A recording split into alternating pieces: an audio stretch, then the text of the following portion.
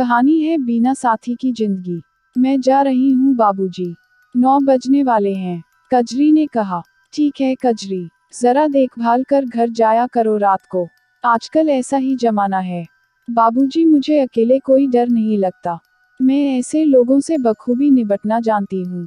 कजरी ने रमेश की ओर देखते हुए कहा और कमरे से बाहर निकल गई। कुछ देर बाद रमेश उठे और दरवाजा बंद कर बिस्तर पर बैठ गए।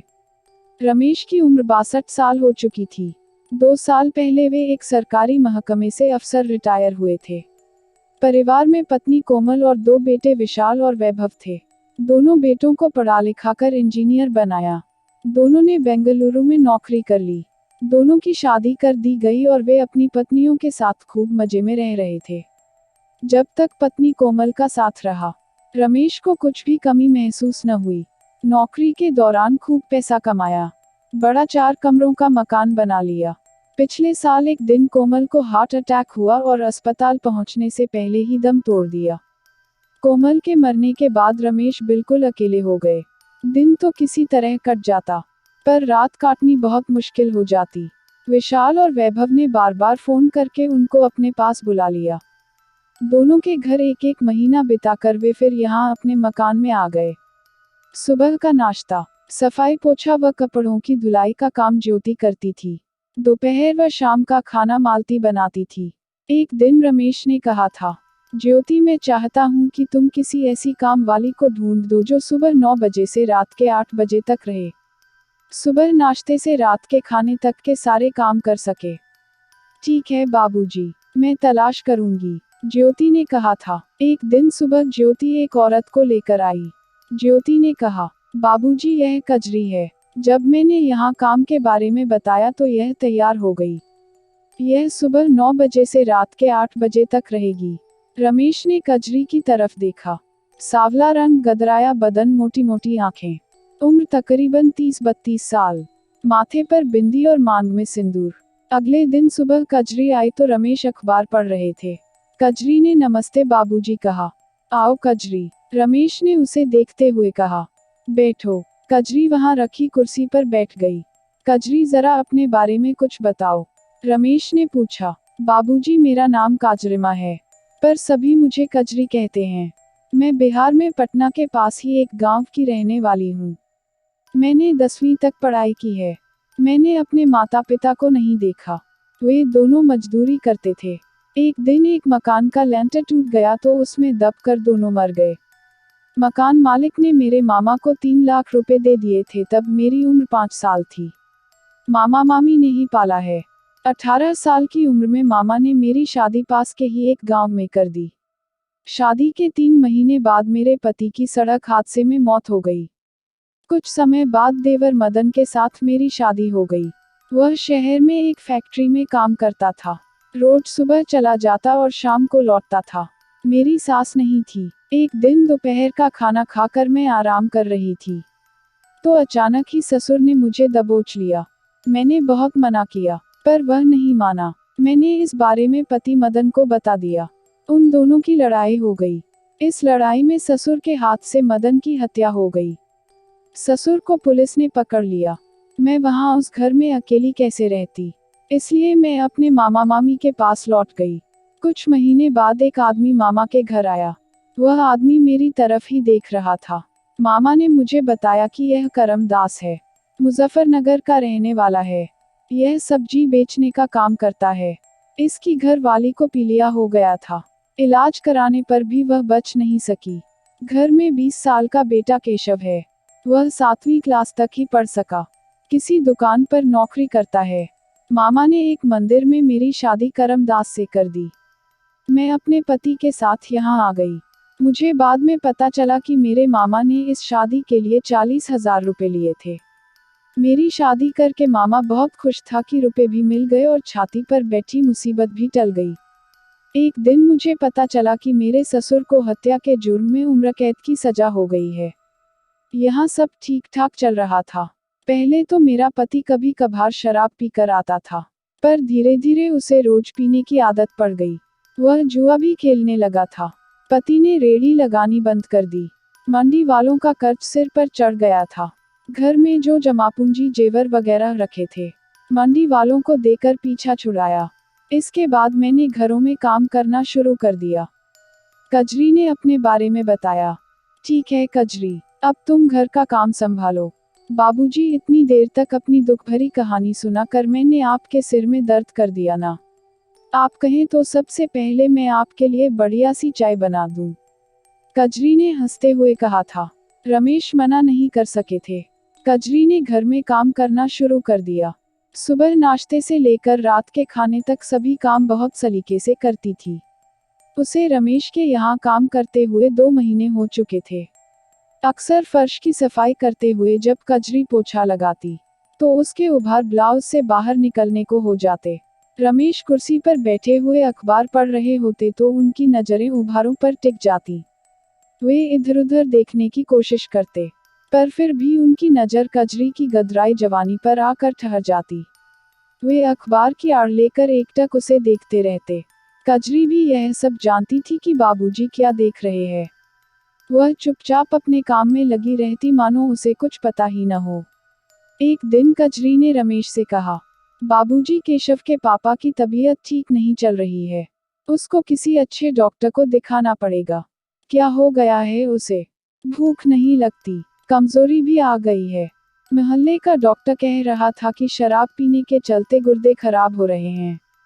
जब इतनी शराब पिएगा तो गुर्दे तो खराब होंगे ही। बाबूजी, मुझे कुछ पैसे दे दीजिए। कितने पैसे चाहिए? 5,000 रुपए दे दीजिए। डॉक्टर की फीस, दवा वगैरह में इतने तो लग ही जाएंगे। ठीक है, रात को जब घर जाएगी तो मुझसे लेती जाना।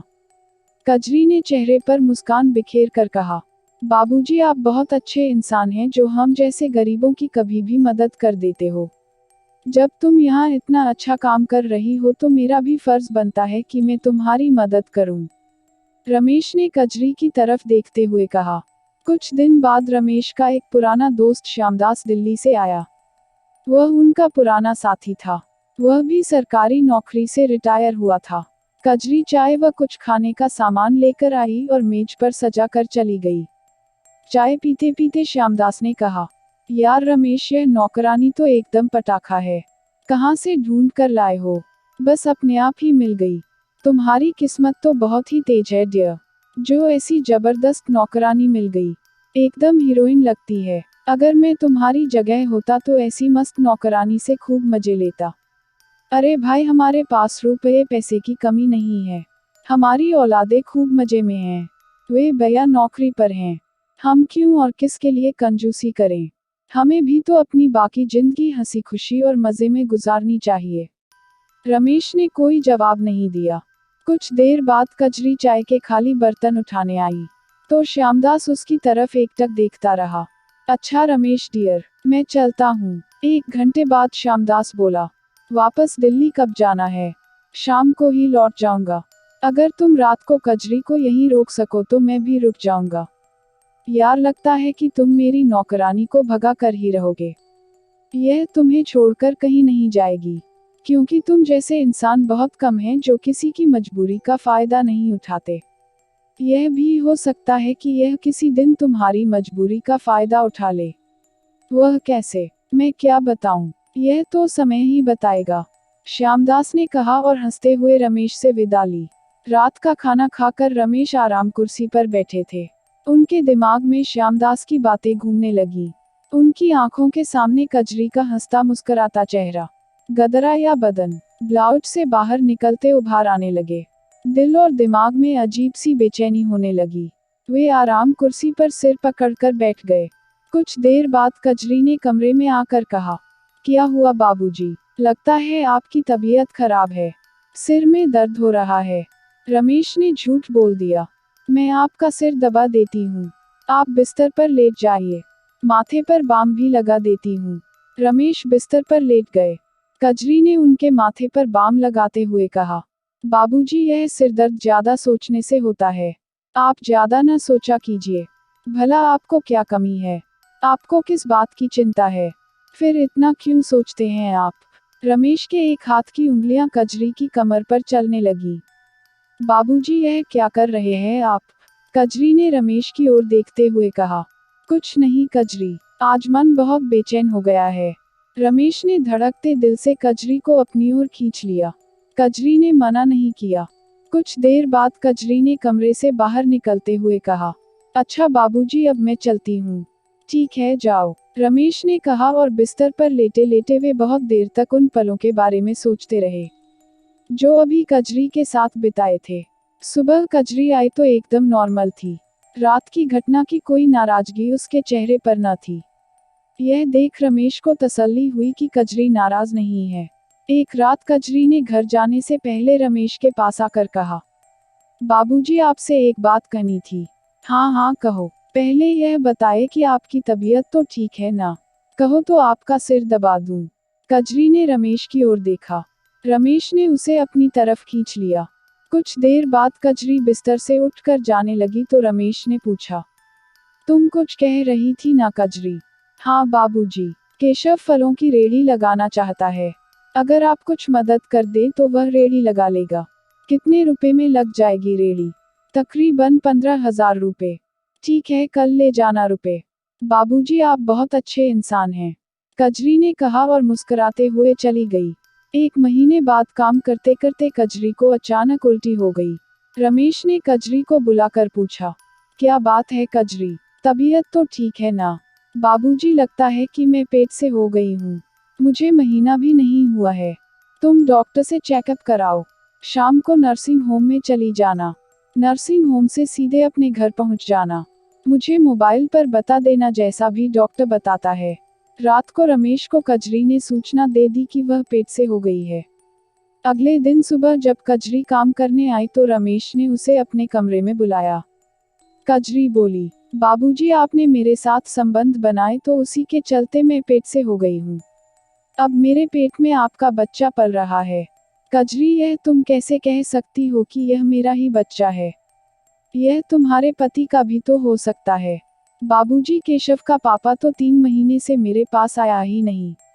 वह बीमार रहता है। कजरी, मेरा कहाँ मानोगी? कहिए बाबूजी, तुम अपना बच्चा गिरवा लो। नहीं बाबूजी, मैं बच्चा नहीं गिराऊंगी। मैं हत्या नहीं कराऊंगी। चाहे यह बेटा हो या बेटी, मैं इसे पाल पोस कर बड़ा करूंगी। मेरा कहना मान लो कजरी, तुम बच्चा गिरा दो। नहीं बाबूजी, आप मुझे ऐसी सलाह न दें। इसके पैदा होने पर मैं सभी को बता दूंगी कि इसका पापा कौन है, क्योंकि इसकी शक्ल आपसे मिलेगी। अगर मुझसे शक्ल न मिली तो मैं इतनी भोली भी नहीं हूँ जो चुपचाप बैठ जाऊंगी। मैं सबसे पहले इस बच्चे का डीएनए टेस्ट कराऊंगी और मीडिया को बता दूंगी कि यह बच्चा भी आपकी जायदाद का वारिस है। कजरी ने रमेश की ओर देखते हुए कहा।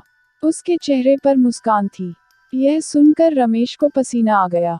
वे तो कजरी को बहुत भोली समझ रहे थे, पर यह तो जरूरत से ज्यादा समझदार व चालाक है।